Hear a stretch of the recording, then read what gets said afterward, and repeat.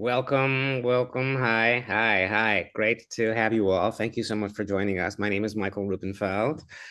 I am the co-director of Festival, which is a Jewish arts and activist organization based in Krakow, Poland. Based in Krakow, Poland. I am the co-director with Magda Rubenfeld, Korolewska, who is also here. Festival are the producers of the film that you're going to see this evening. The film, which is a series of films. It's one of a series of 3 films called Kultur Docs. Kultur is the Yiddish word for culture, if you hadn't been able to figure that out. And we have 3 episodes, and this episode is about the marvelous Betty Q, who is an artist that we at Festival collaborate with often, and we're very close to and very, very excited and happy that she agreed to be featured in our series. The series is sponsored or funded by the Polish Ministry of Foreign Affairs, and I am the director also of the series. So I'm the director of the film that you're going to see this evening. And this evening is this evening is brought to you in partnership with 2 organizations, 3 organizations actually. Along with Festival, it's a collaboration event with both the Cape Town and Durban Holocaust and Genocide Centers, as well as Jewish Chronicle, which is a Jewish publication in Sweden, and you're going to hear from those who run both the Jewish Chronicle and the Cape Town Holocaust and Genocide Center.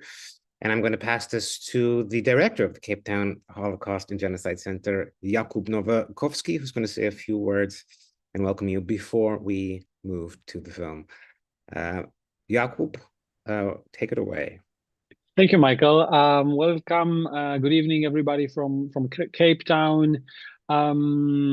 It is such a pleasure to work and collaborate with Michael and the festival and our Swedish partners and our partners from Durban on this special program. A few things about Cape Town Holocaust and Genocide Center. The center is actually the oldest and the first one and the oldest Holocaust center in all of Africa, founded and created 25 years ago. This year we are celebrating our 25th anniversary. And from the very beginning, the center's focus was not only on teaching about the Holocaust, but also about going beyond that issue and trying to create a more caring and just society, something that in 1999, post-apartheid Africa was terribly important. And we keep doing that also today. And today we're going to be looking at the post-Holocaust Poland. And this is something that we usually do. Recording in progress. When we usually do this, we were looking at how non-Jewish Poles are struggling with deconstructing certain narrations about Polish-Jewish relationship in the past. And we do it rarely through the lenses of the Polish Jews themselves. And this project allows us to do precisely that. And the reason why we at the Cape Town Holocaust and Genocide Center are today throughout other programming are focusing on Poland is not only because of the importance of Poland in terms of the Jewish history, but also because next year we are planning a major trip to Poland for participants from South Africa, but also US. And if you would like to join us in that journey to Poland, where we're going to see how complicated Poland is today, please be in touch. So thank you all for joining us. And I now give the floor to our co-partners in this program. Thank you so much.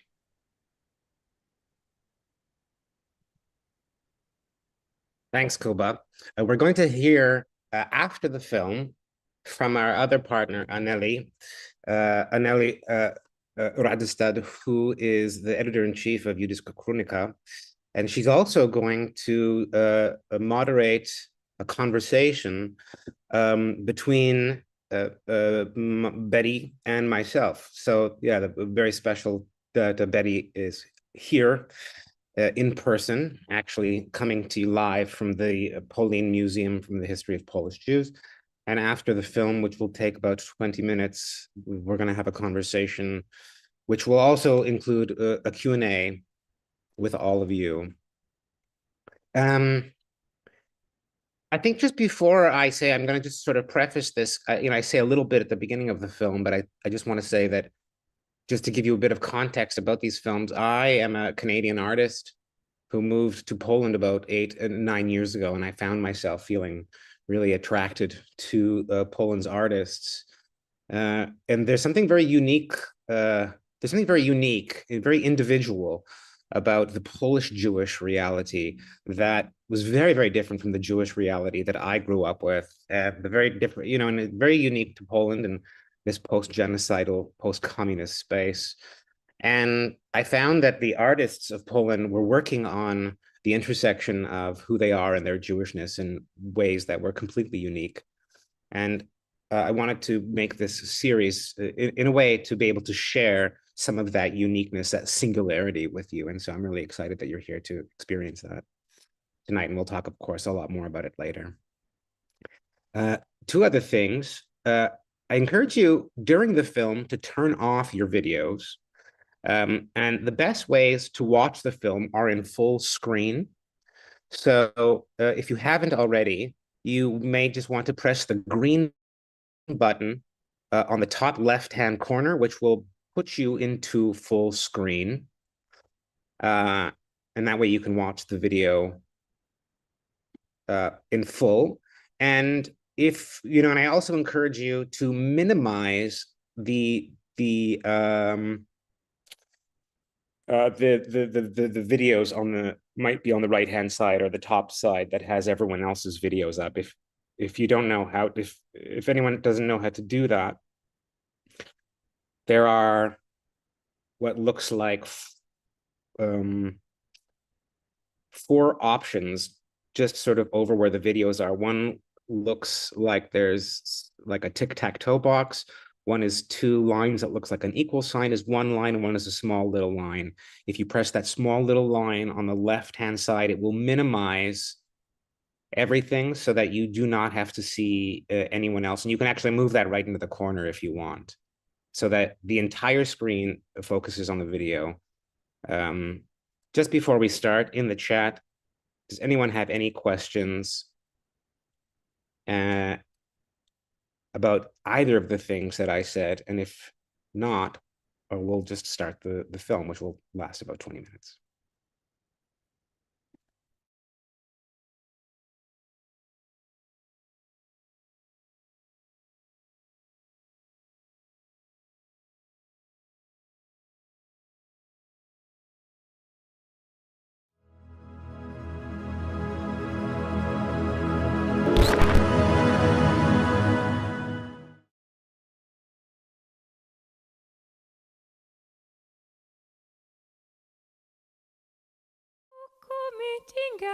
Se pensi che gli anni non hanno a finire, bisogna morire, bisogna morire, bisogna morire.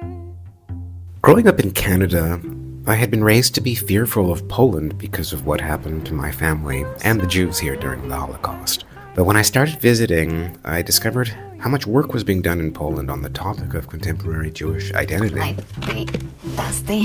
As an artist myself, I've always looked to other artists as reflectors of contemporary society.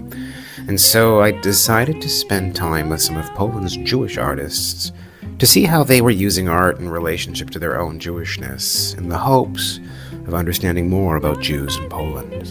Anna Rådestad, also known as Betty Q, is a trailblazer in the burlesque scene. She played a key role in bringing the art form to the country in 2010 and is often called the Grand Dame of Polish burlesque. I wasn't raised Jewish. I was raised Catholic, but not in a very Orthodox way, because I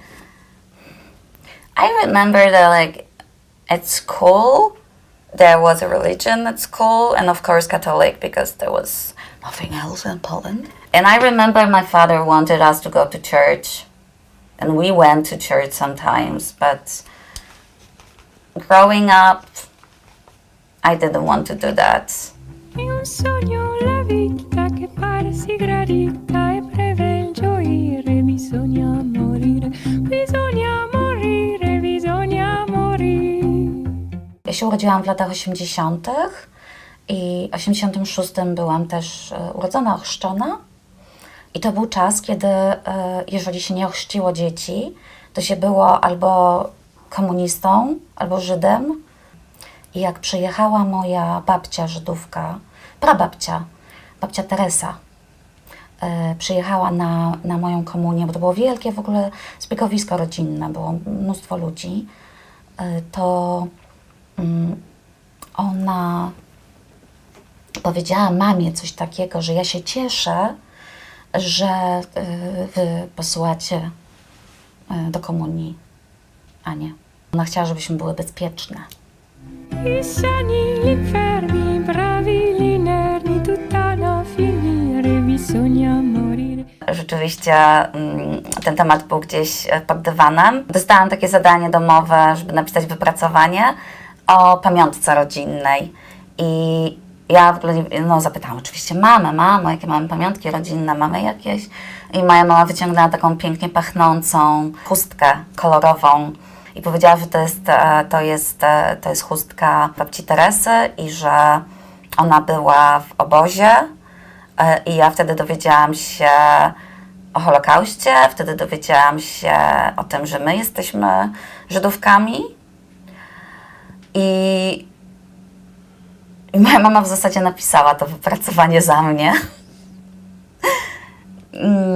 Pamiętam, że dostałam najwyższą możliwą ocenę, 6, i moja nauczycielka się popłakała.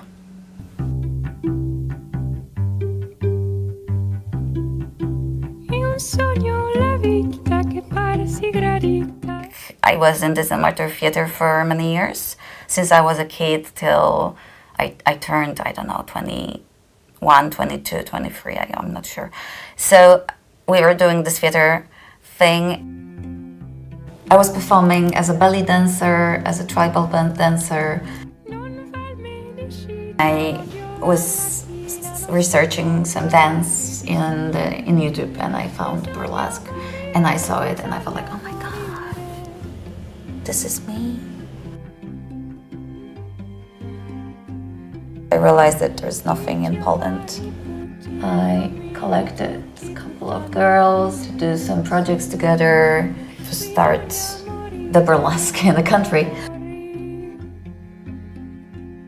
There's this act. I have my Jewish family names written in Yiddish on my arms here, the places that people have tattoos from the camps, and I'm playing on this cemetery instrument, which are the stones. Those stones I'm using also to scratch my skin, so the names, you're not able to read them anymore. And this is also my family story, because my family didn't kept being Jewish, so they stopped doing some stuff, stopped using their Jewish names. Come ti inganni se pensi che gli anni non hanno a finire, bisogna morire, bisogna morire, bisogna morire. My grandfather, he had many Jewish books, many Jewish texts, many Jewish authors, and he was raised Catholic because of the situation in Poland, because of the pogroms, because of the Holocaust, the war. He was a kid during the war, and he knew that his mother was Jewish. He knew that, but he never knew her real name. Oh, come ti inganni se pensi che gli anni non danno a finire. Bisogna morire, bisogna morire, bisogna morire.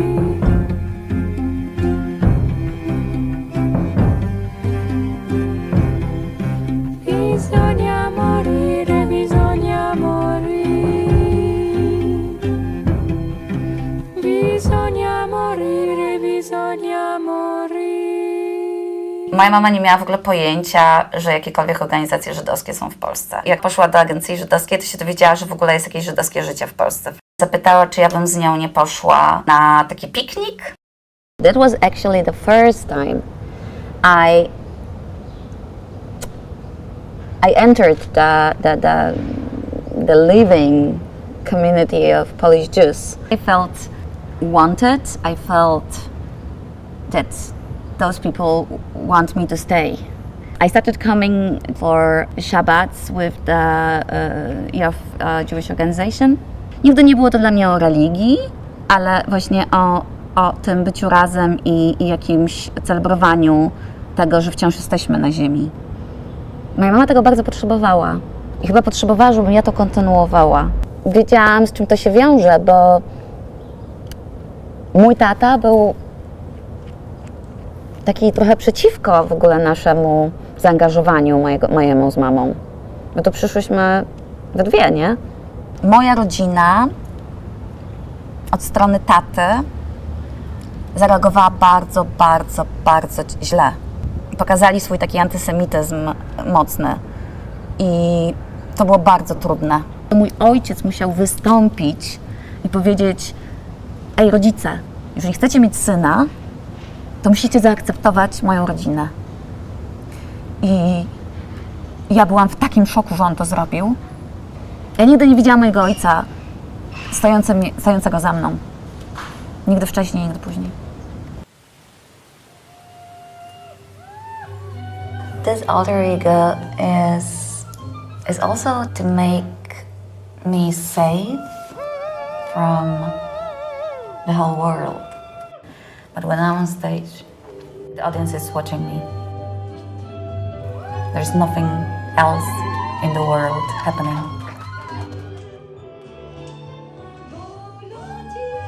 It's a kind of escape. It's a kind of escapism, yeah. Ale 15 lat temu w Warszawie, niedaleko, na Mariensztacie, tam się działa taka sytuacja, że pierwszy raz pokazałyśmy burleskę polskiej publiczności. I trochę byliśmy w szoku, przyszło jakieś tam parę osób, między tyle co dzisiaj i oni się tak cieszyli i oni robili taki hałas.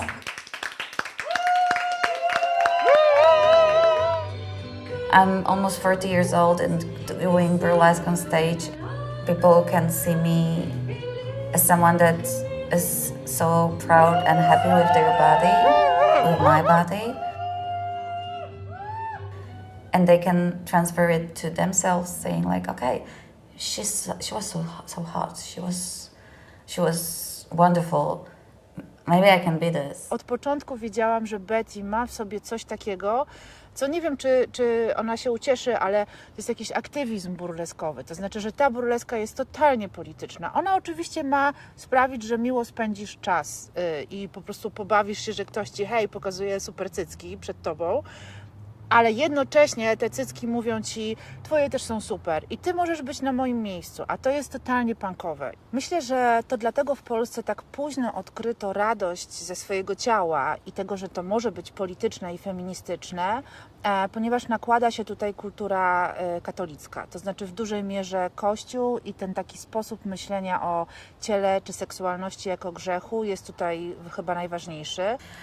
Violetta Grzegorzewska, she was asked by the Instytut Książki to write a kind of a guidebook to Poland for the Biennale. There was a kind of a guidebook, like A, B, C, D, E, like alphabet of Poland. Of Poland, scents, smells, feelings. And actually there was this, they didn't want Donald Tusk there, they didn't want Ania Rubik there, and they didn't want me there. and they wanted Jan Paweł II, more of John Paul II. I was very honored to be crossed out from this book. Po 1989 roku Polska odzyskuje, nazwijmy to, niepodległość, przechodzi na system neoliberalny i kapitalistyczny. W 1993 roku wchodzi bardzo restrykcyjne prawo antyaborcyjne w Polsce. Temat praw reprodukcyjnych to jeden z głównych tematów, którym zajmują się feministki, ale on jest bardzo blisko ciała. To ciało zawsze jest nacenzurowanym i nigdy do końca nie wiadomo, czy jak się rozbierzesz, to będzie to emancypacyjne, czy jednak opresywne. Czy twoje ciało jest po to, żeby się cieszyć z niego, czy twoje ciało jest właśnie polem walki, na które najeżdża Kościół katolicki, politycy, prawo.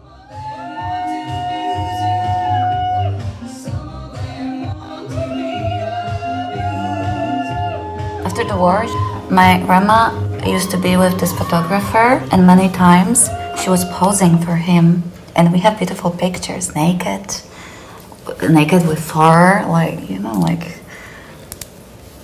something special.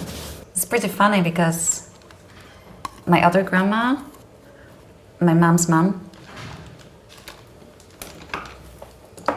she was this kind of dama too. She was always with makeup, always very pretty, and it was very important in my family to look decent.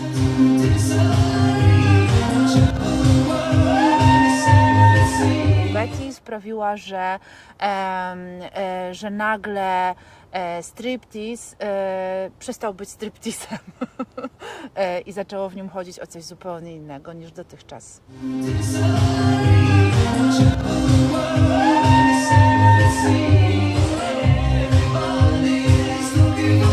I wanted to be pretty. I wanted to be special. I wanted to be free.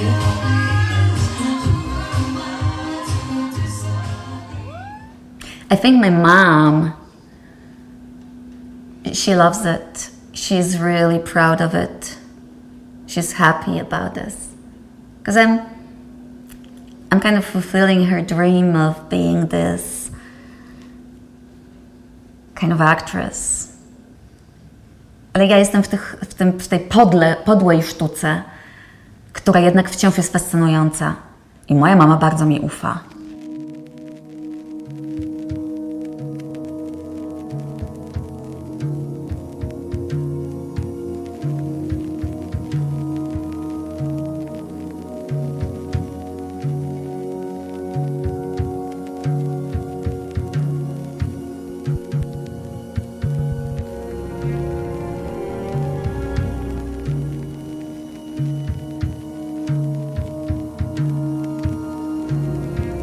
Tutaj się wydarzyła taka socjalizacja wtórna, bo ja w którymś momencie uczyłam moją mamę o tym, jak wygląda to żydowskie życie. Bo ja chciałam jej pokazać, że ja jestem z nią, że ja jestem jej i że zawsze będę.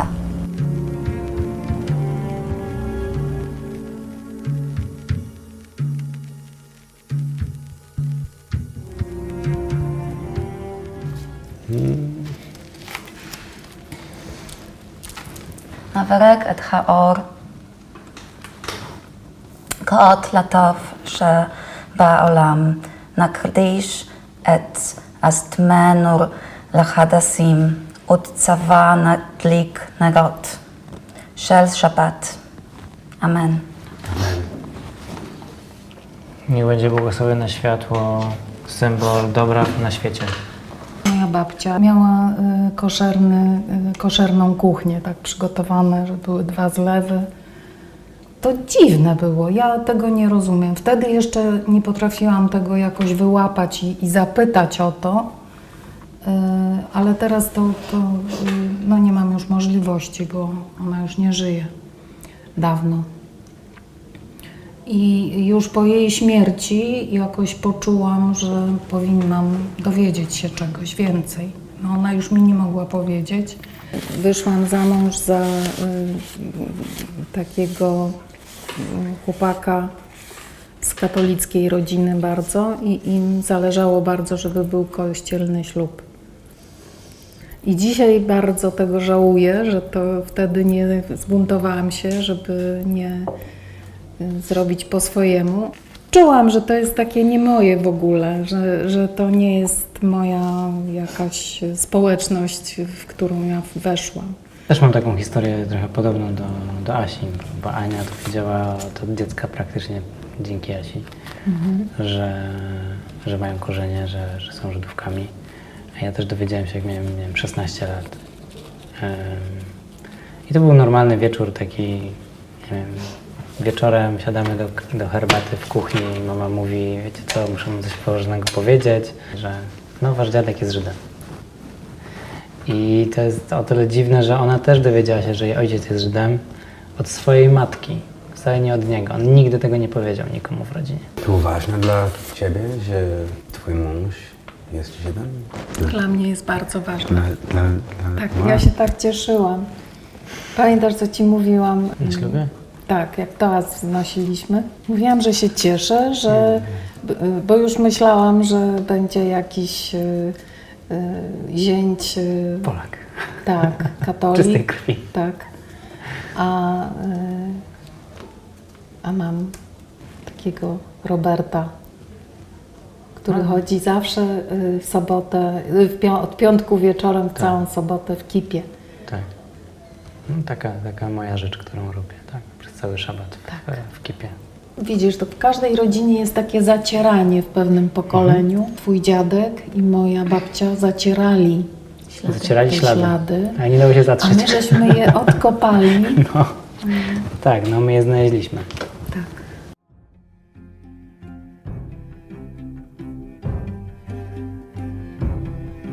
Oh, come ti inganni se pensi che gli anni non hanno a finire. Bisogna morire, bisogna morire, bisogna morire.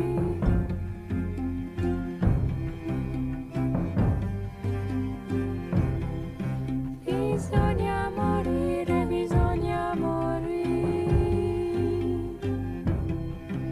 Bisogna morire, bisogna morire.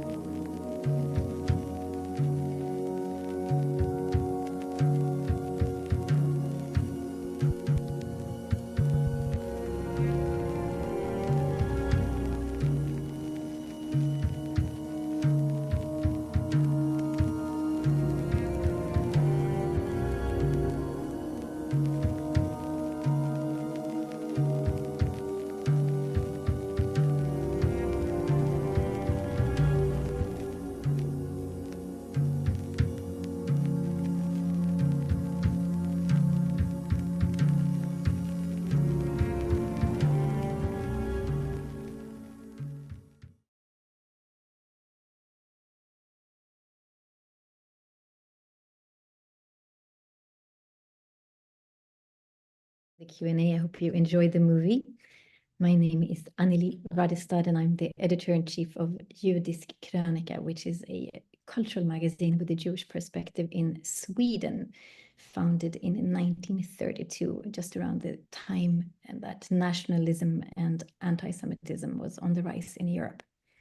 I'm super honored to moderate this conversation with you today with actor, artist, and filmmaker Michael Rubenfeld and the Grand Dame of Burlesque, Betty Q in Poland. So welcome to the panelists. I can't see you right now. Is it possible? Oh, here you are. Okay, great. Wonderful. Hi, Betty. Hi, Michael. Good to see you guys. Hi to everyone who's watching again.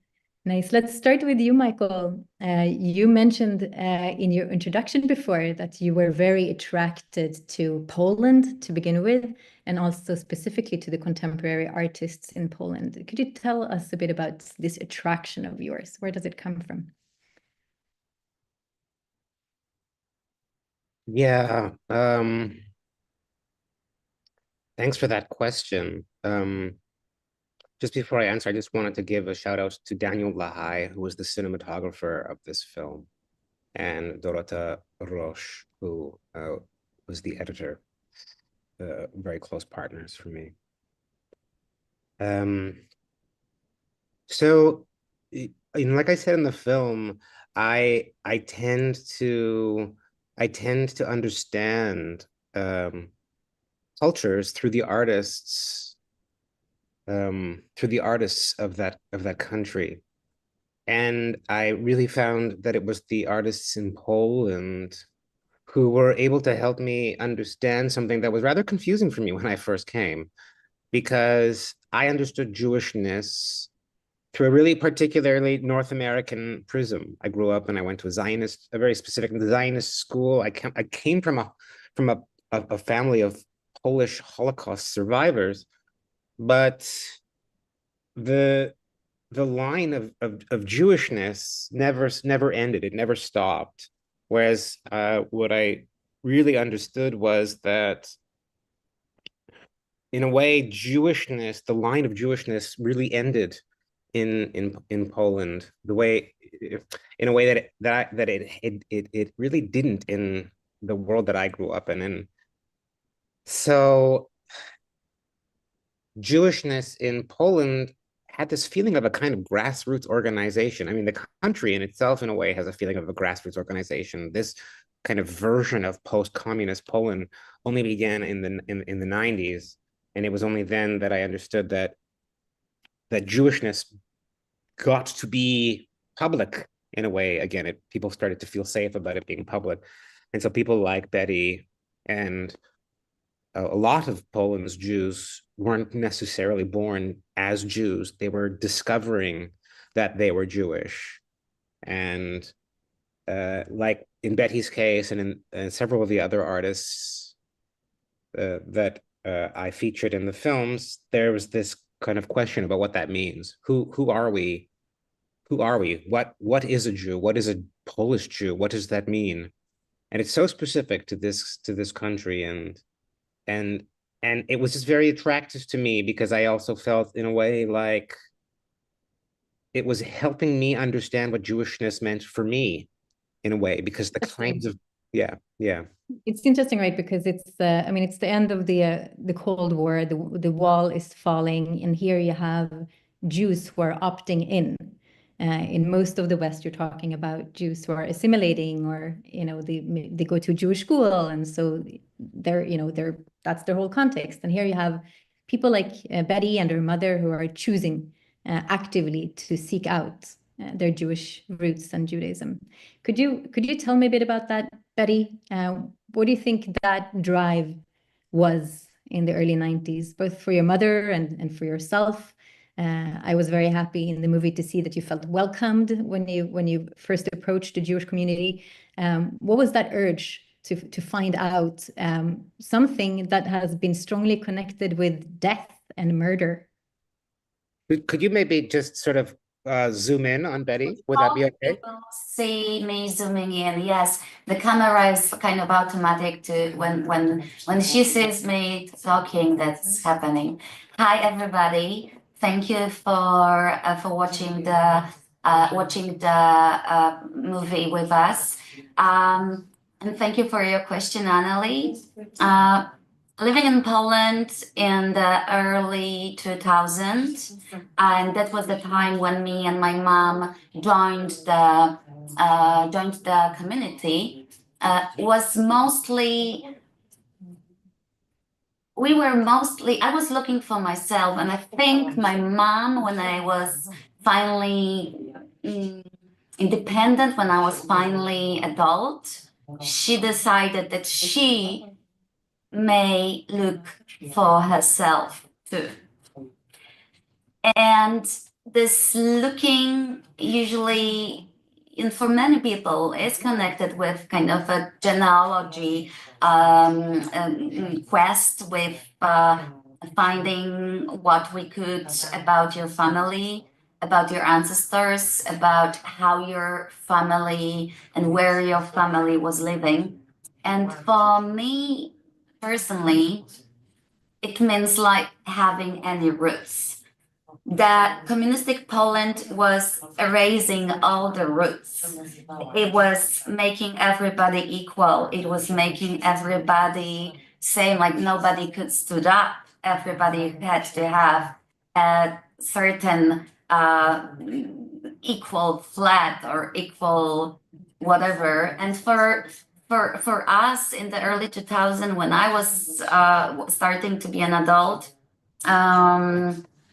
that was a time to stood out a bit, to be unique, different, to be this person that I always wanted to be. And for me, that meant also looking into our Jewish roots. And that wasn't my idea. That was my mom's. I was 19. So for me, it wasn't the thing of really, it wasn't me the first initiating the meeting, but my mom. And my mom asked me with a full respect and full trust that I can say no, I can say yes, and that's all okay. She asked me if I am willing, happy to start exploring.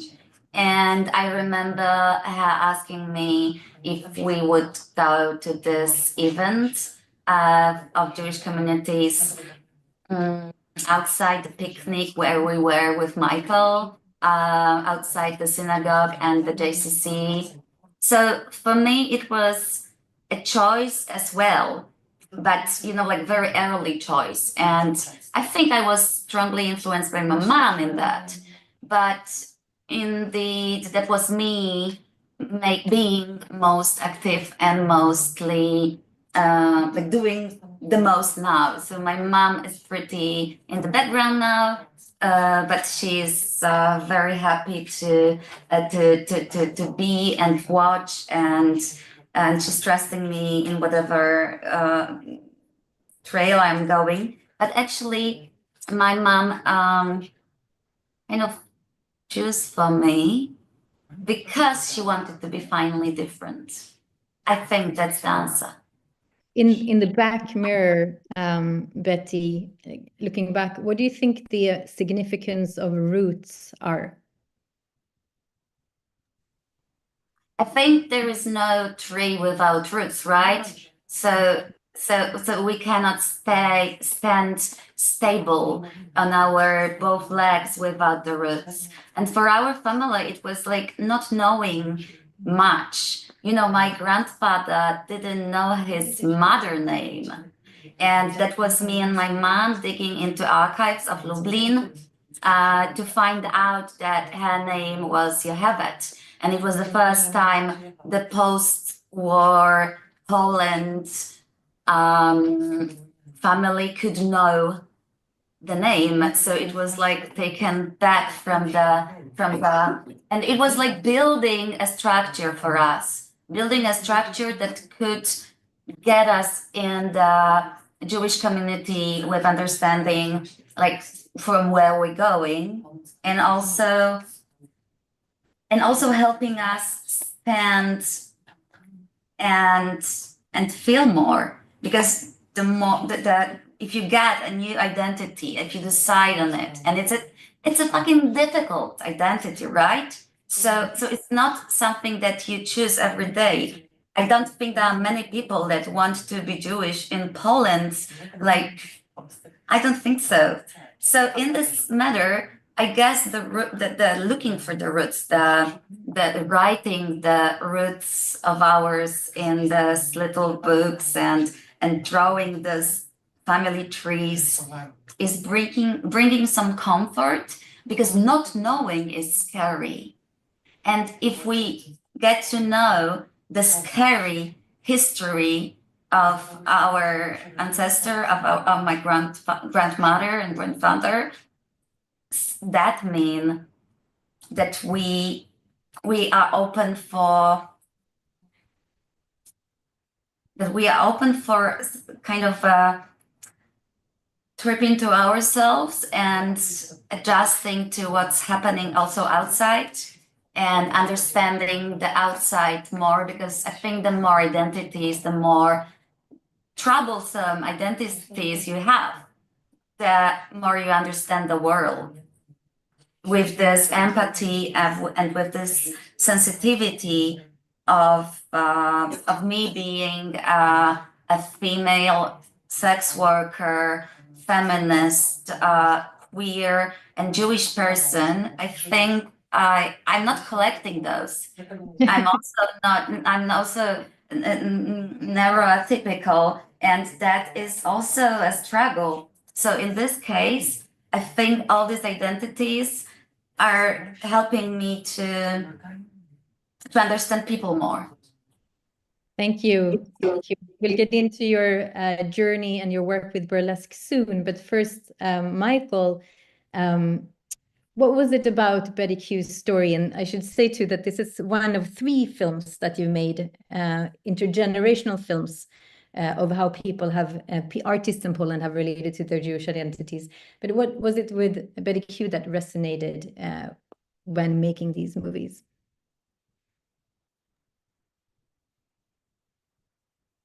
Well, I wanted to work with Betty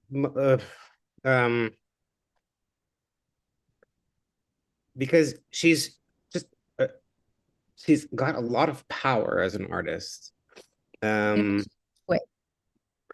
Well, I mean, as a performer, she's an expert, like, what she's able to do on stage has this kind of air of almost of ease, the ease of an expert. That's just, how do I explain that? As an artist, I can just feel when someone's been doing something their whole life and they've been able to do it. She does what she does. She does say a 5-minute turn, as a performer. And in those 5 minutes, what she's able to do is so specific and so powerful and so precise and so complex, so deceivingly complex, that she's just, an incredible artist. And that was very clear. And also the way that she, uses her body, the way that her body has become a kind of, several things all at the same time, both something to be enjoyed and appreciated, but at the same time, understanding the context of what Poland is. It's also a political animal at the same time, and she's a political animal. And also just watching people's reactions and responses to who she is. And so this always really interested me about Betty, and we were always very excited to collaborate with Betty. The first time that we at festivals invited her to collaborate, she said, well, but I don't really make very Jewish stuff. And I said, well, that, but that didn't matter, to me. She was a Jew making art. And I just never feel like you can separate the personal from the art. And so in a way with Betty, what I was really interested in, and I think the journey that she and I went on together while we were working together on the film, was I was curious to really understand what the intersection of her Jewishness is with her practice. There's some of it is very obvious, like the piece that she shared at the beginning with the tattoos. That's very obviously Jewish. But I would say that the majority of her practice is not, like, she doesn't make Jewish pieces. Sometimes she's, they're fun, they're frivolous, they're all over they're very diverse, but they're rarely overtly Jewish. And of course, we chose to use something overtly Jewish. But at the same time, what I learned about Betty very excited me a lot, and I hope was shared in the film. And this was sort of what I was curious about, and I think I learned about Betty, which was that in a way, this political animal that is intersecting with something that's also about empowerment and also enjoyment, like literally like fun and humor and comedy, is so much connected to her histories, particular her matrilineal histories, her mother, her her grandmother, her great grandmother, and I could really feel, and we talked about this, that in a way she's embodying, herself. She's embodying her pasts, her presents, and her futures all at the same time. So there's, in a way, this kind of like burden that she's taken on of these histories. And to me, it's very, very Jewish. So I find her practice incredibly Jewish. Thank you so much, Michael. Betty, yeah, I mean, for me watching the movie, definitely the question of how easy is it to be in a body in Poland altogether, and how easy is it to be in a Jewish body in Poland altogether, looking at the past, the present, and the future, and doing it with such life force and enjoyment.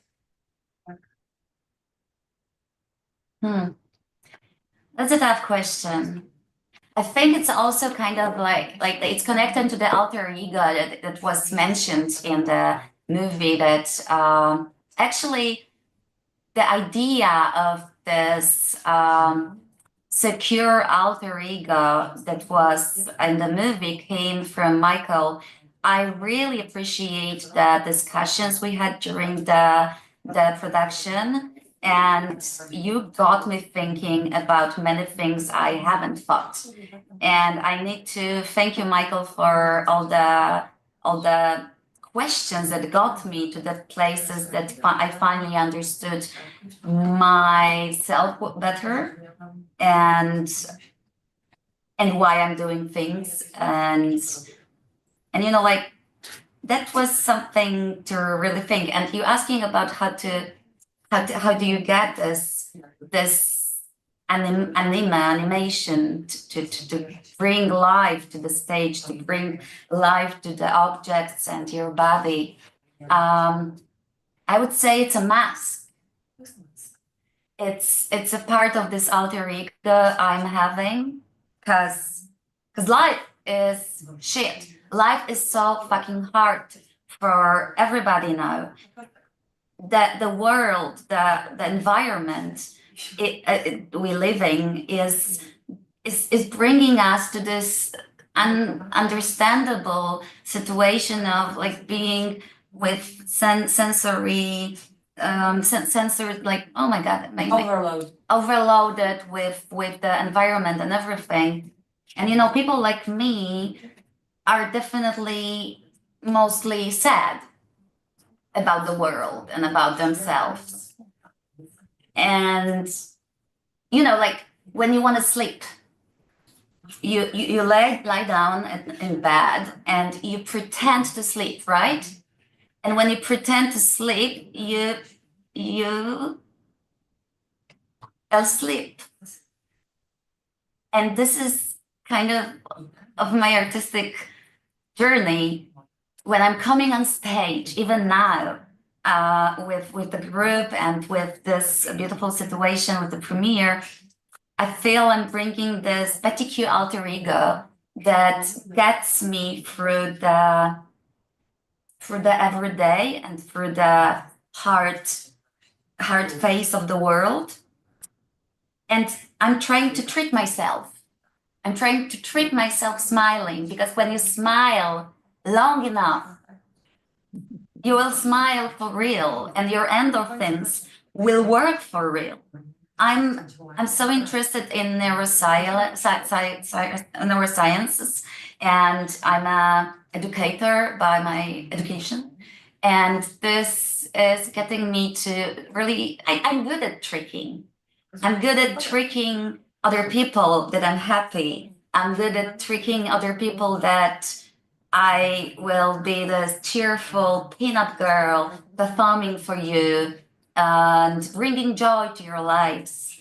Yes, I will be, but this is not real me. This is my mask. This is my alter ego that is kind of helping me to thrive.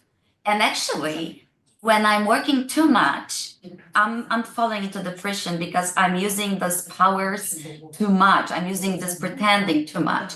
And if I work not enough, I'm also getting into depression. because I don't pretend enough. Do you know what I mean? Yeah, pretension or imagination, I suppose, you know, it's imagining what the world could be like, right? It's not necessarily pretense. And this also has a cost, and you know, like being this persona in your life costs a lot. But you know, like I know that I can get to my tiny apartment in Muranów, just next to the museum and next to the Jewish cemetery in Warsaw, in the center of the ghetto, but also in the concentration camp. Yes, I live in the concentration camp. And this situation is also like getting on me, but you know, like this is where we're living. And I want to teach people to enjoy themselves, to enjoy their body, to find their body language. And this is what I'm doing at Pauline as well, just now. Just clarify. Can you clarify what you mean about you live in a concentration camp? I was about to do it if it's okay, and correct me if I'm wrong. But so Murano is this neighborhood in Warsaw, which used to be a concentration camp. And right after the war, there was a need of new houses, of new buildings. So basically, there was no time to clear out the space, and intersected with the cement and the building construction was the bones and the ashes and everything, the dirt from the concentration camp. So literally, people in Murano are living in the houses that contain the bones and the ashes of the people who lived in this concentration camp. And I've heard that some people hear ghosts in these houses too. Was that correct, what I just said now? Actually, not entirely. About the Muranów neighborhood, yes. I'm sorry for this camera doing this weird stuff, but like, yeah, we're dancing. And yes, Muranów, this part of Muranów was totally destroyed. The surrounding of the camp was destroyed because the ghetto was there, and you know, Germans put it to like the empty soil, but the camp area wasn't very nobody lived there for a long time. It was even in the 19th century the military area. And that's important to say that all the human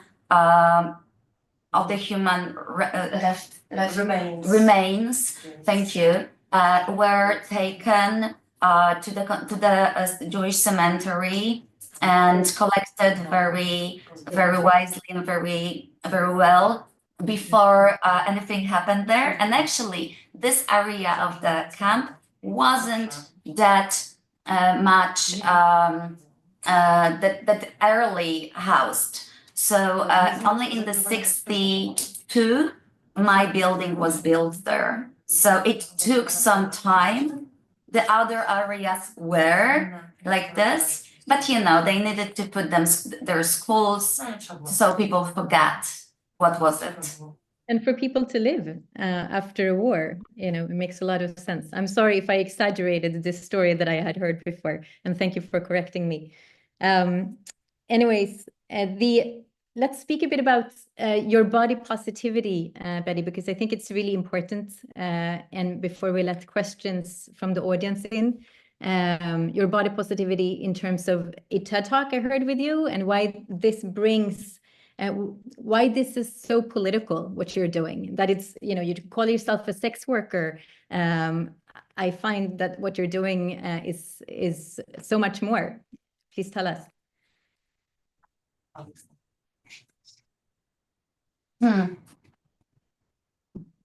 Should do you want more cues? Yes, I need you to rephrase the question. Yeah. Maybe make it, right. Yes. So basically, what really fascinated me with what you're doing partly is the body diversity and the importance of body and feeling good in your body, and maybe especially in a country that has been heavily dominated by religion and the Catholic Church. And of course, I'm also curious about, you know, how this resonates with the Jewish community. But let's start with the Catholic community. Yes, right. So you most probably know like how the body is treated in the Catholic communities, and actually like Holland is getting that, and we drink it with the milk. That's like, you know, like they put Jesus on the cross, tortured. That mean like this is okay to torture our body in a way. And I don't really believe that this is a way we can make ourselves happy. I don't think this is a way that we can find ourselves and our bodies feeling good about the body things. I mean, like there is this thing, like one performer, burlesque performer, told me once that she only eats good foods. And I was like, okay, so do you want me to bring you to a organic restaurant, or what do you mean? Because we don't have that in Poland. And she said, I only eat good things, and these are the things that make me happy. Because if I'm happy, the world will be happier. Because like my relations will be better, I will be nicer to people, the world will answer with more, you know, like calm and understanding. And this is the philosophy, like we need to take care of our bodies. I told all the participants of this workshop before the movie and before the workshops yesterday that, you know, like your body is more important than this workshop. If you need to stretch, if you need to stand up, if you need to lie down on the floor, if you need to eat, drink, go for a break, go to breathe some air or eat something, this is the thing. I'm not that important in this equation. And I really believe that our bodies needs more attention. In the TEDx the TED Talk you mentioned, Anneli, there was this my understanding of the body positivity as taking the positive as a term of being the. So it's not like so when you're testing COVID, then if it's positive that the result of the test is positive, then it's like okay, the virus is there in my body. So when you're feeling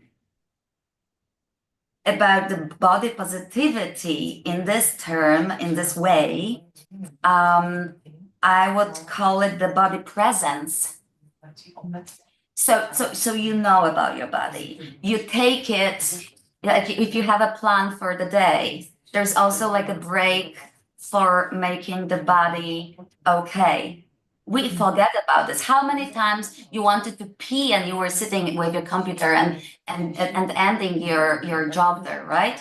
So this is one way of thinking, but I also work for all the body diversity that I really want to see in art, in media, because we need to be represented. And you know, like I become more active in the Jewish community, because when I entered that, I felt like these are, okay, either the very religious people, and this is what everybody is thinking about when they say Jewish. People think, okay, all this Hasidim and all this, like, you know, like, that's not me. And I thought that I need to show other Jewish people. During my work at Sochnut, I was working with the Masa and Taglit there. These were programs for young adults, and most of them were they were new in the community. So they came to the community just now, and I am the person to show them what is it about. So of course, the religious people, and if it's your way, try it, check it. I'm not religious. I keep traditions because I want this. I want to understand it. I'm not religious, but I'm doing a humanistic candle lighting that you saw. It wasn't the traditional one, and like this way, I try to show people also in the community that you can be this crazy girl. You can have tattoos. Okay, this is against some rules, but like tell me about the rules, and I will tell you why I break them because I know them. So this way, I really think that I was kind of a model that I created for many people back then, like 15 years ago in the Warsaw Jewish community, showing that you can belly dance, that you can strip now. And like some people will think like, okay, like why is she praising around that she's Jewish? You know why I'm doing this? Because most of the people in Poland don't know a Jewish person. And I want to be this Jewish person for them, this person that do weird stuff, and like, thank you, Michael, for having me in the movie, because this is also like the inclusivity that I'm finding very moving. That the Jewish community is there for me, and that means for me that like I can be myself. And being Jewish, I can be myself in my body. I can teach it to people when, different things. Thank you for this question. It was like, oh. Thank you, very cute. I will save my last questions till the very, very end, because now it's time to hear from the audience.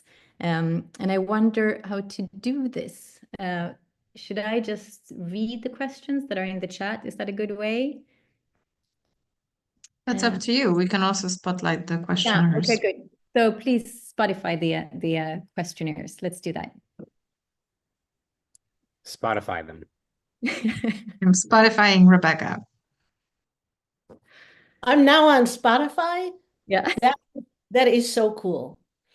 Hi, Betty Q. I haven't seen you perform for so long, and it was beautiful. Michael, thank you for this amazing movie. My questions, I have two. They're connected. The first is, if there was no burlesque when you began, how did you learn it, if you were the one to bring it to Poland? And the question about Jewish burlesque was, if you were familiar, I saw some Jewish burlesque artists perform in the US. I think around 2007, 2010. One of them was Nice Jewish Girls Gone Bad. I'm wondering if you've been in contact with any other Jewish burlesque artists in the USA or anywhere else. All right, so about this, how I've learned burlesque, it was mainly through, like 2009, 2010. That was a time that I started researching and started doing that. And there was a lot on the internet, but not as much as now. So there was no Instagram. It was just YouTube. And I was researching the YouTube from the very beginning till the end. I think I did till the end of YouTube, with burlesque that time. So of course I already there I discovered performers like Mini Tonka, like Schwepp Sisters, Derlinda, and we were to work together around the project called Juice. This is the show that is in Berlin. And this is a minorities cabaret, and they were invited there, and we were to meet, but COVID happened, and this is what really happened. Now I'm in contact with some Jewish cabarets from the UK, and we are trying to get me there. We'll see how it's going, but I'm very willing to go and spend some time there and learn from those people, because I think this is something special to celebrate yourself, Jewish through burlesque. And thank you for your questions. And oh, thank you for watching.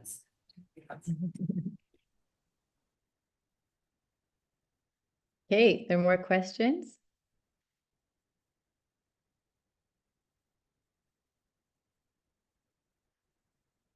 Any more questions?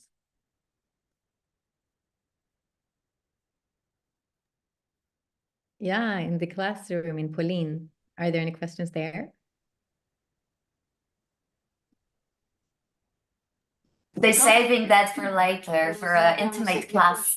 I don't know. No, we're intimate here Questions are in globally. the chat. The questions are in the chat, aren't they? No? It would be nice to see the person who's asking the question. Actually. There is a question. There is a question from Kasia. Please. Okay, so like today I discovered burlesque because so far I thought burlesque is associated with the beginning of the cinema. So with I don't know, just Charlie Chaplin and Harold Lloyd, or no idea what they were called in English, but in Polish, or Oliver Hardy. Now I learned that some burlesque but I asked Michael about the soundtrack. Było fajnie? We hear that. Magda, can you mute yourself, Magda? Welcome, everybody. Lev Rubenfeld, that was. So the question to Michael. Yeah, the question to Michael is, I'm interested in the soundtrack of the movie because I heard that leitmotif, which is probably taken from medieval ages, bisogna morire, which is you'll have to die, and then it's a bit of paradox for me because you illustrated Betty's performance, probably because I don't think it's a part of like the soundtrack or the melody is used during your performance, so it's just the soundtrack of the movie. No, it's a part of the performance. So it's the part of the performance. Is generally the original part performing to the song. Okay, because that's Michael. I heard it like, oh my goodness, a long time ago. And so the paradox is that, you know, seeing Betty and Betty's body in full blossom, and then such a beauty and openness, and then that leitmotif from the medieval ages, and you know, when you compare those two, so for me it's a little bit shocking, and also it provokes how to say, it's sad, you know, and then burlesque should be about fun, joy, and well, anyway, I thought it was your idea, so then I know it's just a part of the show. Michael?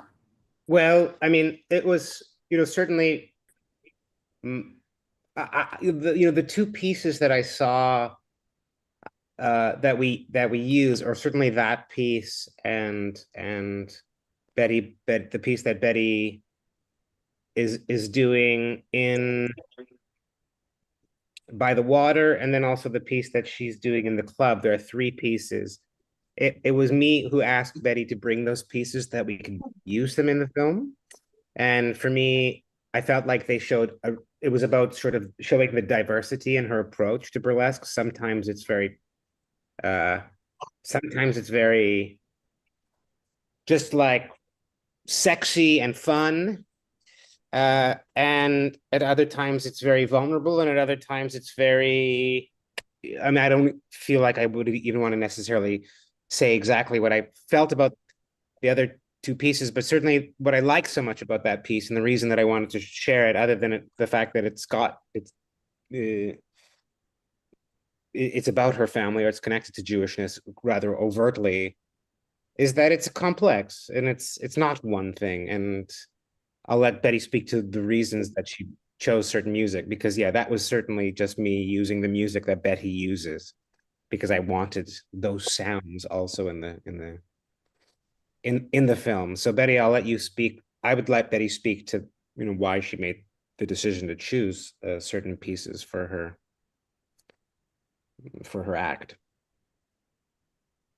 I had goosebumps, really, because it was one of my favorite pieces just from the very beginning, and then for such a long time I could not find it, and now just like today, and it was performed.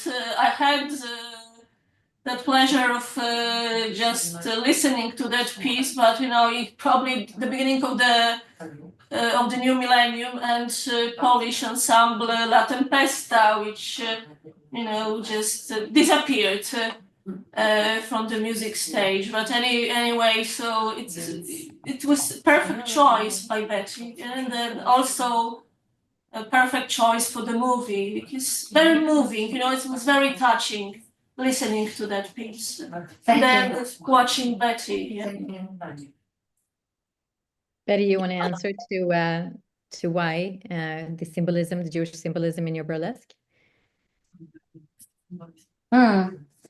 That's a question that I think I started bringing any Jewish ideas, any Jewish motifs, symbolics early in my burlesque, and I was having this like goofy acts, and this goofy act on Hanukkah. I had Hanukkah gelt hidden in different places in my corset and in my panties, and I was bringing them to people, and I was a little dreidel. I had this dress that I was like spinning like a dreidel, and it was a lot of fun, and like a happy act that I was saying Nes Gadol. So this is like a big miracle. And like how it's going, Hayasham, which is like on my butt, like I need to stand up maybe. Haya, so it was Sham there. So a great miracle happened here, and I was, and I got a lot of criticism from the Jewish community that how I am putting shin on my butt cheek and things like that. I am saying that it wasn't shin, it was sham. That it wasn't the letter, the sacred letter or describing God, but the sham, which means there in Hebrew. So that's the one thing. The other thing, there were gossips that I was, I don't know how, but I was putting the candles down with my boobs, probably like this. So that was the thing when I first did it. The second time I deliberately put some burlesque, some Jewish spices into my burlesque. That was the act called Morte, which Kasia said about the music, Bisogna morire, which means we all have to die. Sleeping, eating, playing music, talking to people, we all have to die. So the things that we're doing, they don't really matter that much. I really love this tune, and I chosen this so to also show how the memory of my ancestors is lost and dead as they are dead, as the names are dead, and I'm trying to put the names together from the scratches and pieces, and that act was very important for me. I think it has this therapeutic way of because like for some people abroad, the idea of being Jewish and not being grown Jewish, born in a family that was like half Jewish, half Catholic, but actually Catholic because we didn't say anything. Our grandparents didn't tell us things, so we had the status quo, and having this, the generation of my people, my age people in the Jewish community is pretty crazy because we know, sometimes we know better the I don't know, Oitenash, the Paternoster, the most important prayer in Catholicism. We know it by heart probably, but we don't know the Shema Israel, and we have to learn it. And we feel ashamed that we are trying to check in the books during any holiday, where are we in the text? Because we can't read Hebrew easily, and if we're trying and we're learning, that happens, of course. And we going into this situation of being more stable in the community, feeling more Jewish. But my generation is questioning and sometimes hiding the pictures from the Holy Communion that are standing shelves in our houses when our Jewish friends are coming. I've heard the stories. I've heard the stories from my close friends, and they were saying, you know, I was trying to be Jewish enough because I knew that, like, I knew we're Jewish. What does it mean? And this is not like we are doing we are invading the Jewish people now with our with how little we know, but we are trying to be included. And also with this act, I tried to show many people questioning their identity, their Jewish identity, that here I am with them, also having the stigma of knowing whole stories about Jesus, you know, and the stigma goes also here and also here, you know, and the stigmas, the real stigmas of the pain, I put in rhinestones there, all right? And you know, I can, and we all coming from the Eve in the end. And the sign that all the priests and Jesus's the pictures are doing, this sign of the peace, is actually coming from all different cultures, including India, as the mudra of the peace. And this way, you know, like we're coming from the Eve. That's why I'm stripping and being naked and biting the apple, because like we all coming from the fucking Eve. The same order. Thank you so much, Betty. I know we have a question from Hilda here I want to get to before we put an end to this fascinating evening and conversation. Yeah, thank you very much. You've got a very interesting outlook, Betty. But one thing I want to ask you, you said in the beginning that you wanted to show some kind of a acknowledgement to your mother, who loved dressing up and loved putting on makeup. Would she, I don't know if she's still around, if she's still alive, but would she be happy? Would she think that that stripping or being a sex worker, which you claim to be, would be what would make her feel happy? My mom actually is in the movie, and she is happily still with me. That's the blonde beauty sitting with us at the Shabbat table, and she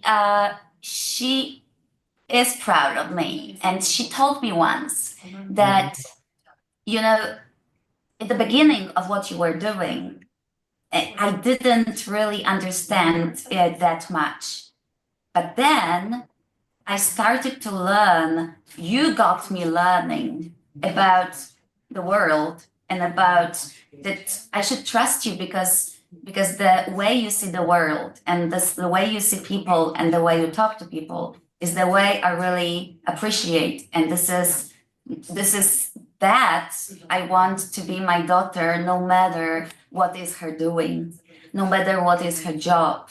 If her job is making her happy, please do it, sweet daughter of mine. That's what she meaning. And she told me, like, I didn't understand it in the beginning, but now I get it. And she came to see a movie by me. It also was once at the festival as a theater show. My movie that I registered myself and the movie to the post-porn film festival. And 10 years ago, I wouldn't say my mom would come to such an event. But then she was there with all of my friends, and she said, actually, there was a question to her because people knew that she is there in the audience. Like, how are you happy with this? And she's saying, I'm trusting my daughter entirely. And this got goosebumps. And it's an unbelievable, beautiful person that helped me through very bad times. And you know, like, she's seeing me, she is trusting me, and she's there when I need her. And I hope it's forever. My grandma, unfortunately, is not there.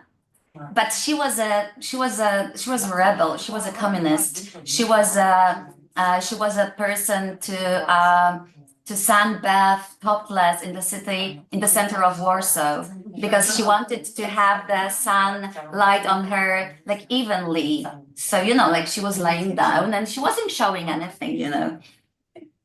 And my grandmother wasn't very shy with her body. But, you know, I don't know what would she say, but I think she would be happy with that I am doing what I want.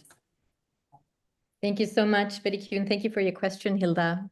Michael, so this first public screening of your movie is truly international, you know, stretching from South Africa to Sweden, Poland, Toronto, all over the globe. What do you hope that the audience tonight takes home with them from what you're doing with contemporary artists with Jewish identities in Poland today? I hope people are kind of as amazed as I was about the quality of the Jewish Polish contemporary investigation that's happening in Poland. I think there's a lot of people don't think of Poland as a place where such a complex contemporary Jewish investigation is happening because of people, when they think about Jewishness in Poland, they think it ended. But in fact, it's not only ended, it's complex. And I actually, you know, and for me, I ended up moving here because I actually feel that because of the uniqueness of Poland, it's actually one of the most interesting contemporary Jewish spaces in the world in terms of having conversations and investigating the contemporary global Jewish reality, partly because there's just so many questions that are being asked and that need to be asked in Poland.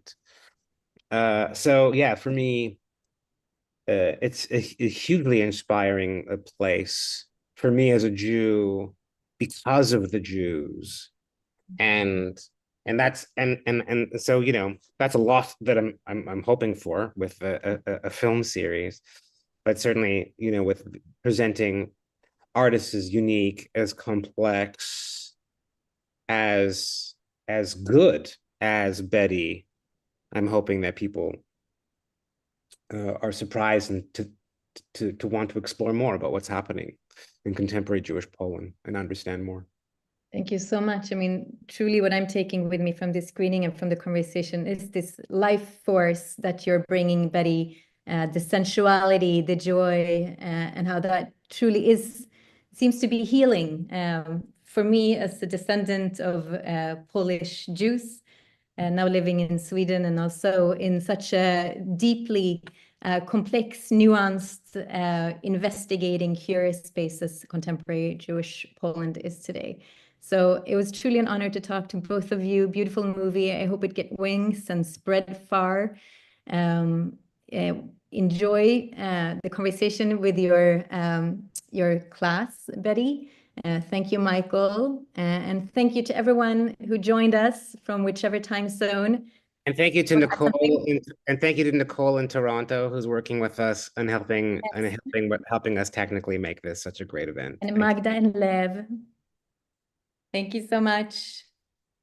Thanks, everyone. Thanks for joining the conversation. Thank you very much.